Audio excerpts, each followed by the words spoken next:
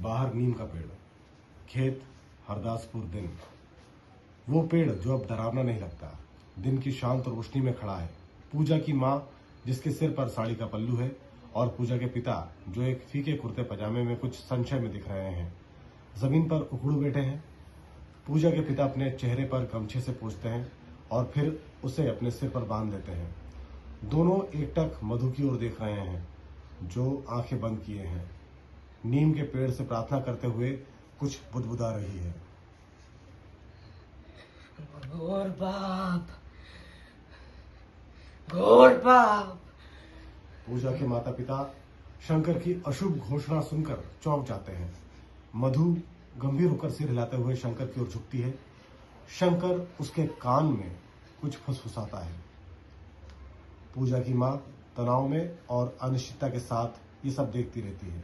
मधु, बेटी को पटना भेजना पड़ेगा, नहीं तो घर परिवार पर बहुत बड़ी मुसीबत आ जाएगी। शंकर आंखें बंद किए हुए गले से एक भारी सी आवाज निकालता है। पूजा के पिता चौंक जाते हैं और उसके मुंह से आधी चीख आधी हिचकी जैसी आवाज निकलती है। वे तुरंत ऐसा दिखावा करते हैं जैसे कि कुछ ना हुआ हो। पूजा की माँ, पर अकेली लड़की, इतना बड़ा शहर, कुछ ऊंच नीच होगी तो जवाब क्या इसके पिताजी देंगे? ऊपर से खर्चा, बकरी बेचकर पूरा भी नहीं हो पाएगा। ये नीमवा देवी का नाटक हम नहीं मानते।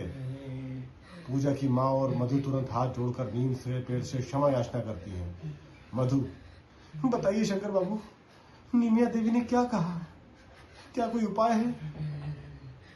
शंकर ईश्वरीय संकेत की प्रतीक्षा में अपना सिर आसमान की ओर उठाता है।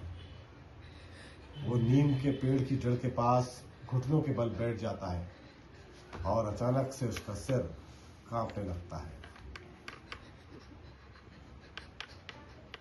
पूजा की माँ चीख पड़ती है। पूजा के पिता अपनी पीठ के बल गिर जाते हैं। उनकी आंखें फटी की फटी रह जाती हैं। मधु उन्हें एक चेतावनी भरी नजरों से देखती है, मानो कह रही हो कि खुद को संभालो। पूजा के पिता घबराहट में थूक निकलते हैं और फिर से उठकर बैठ जाते हैं। पूजा की माँ अपने चेहरे के चारों ओर अपनी साड़ी का पल्लू कसकर लपेट लेती है और पूरी शिद्दत से प्रार्थना करने लगती है। शंकर का शरीर झटके खाता है। पहले एक अंग, फिर दूसरा। वो बेकाबू होकर कांपने लगता है। उसके अपने पैरों पर वो खड़ा हो जाता है और उसके गले से एक गहरी और भारी आवाज निकलती है।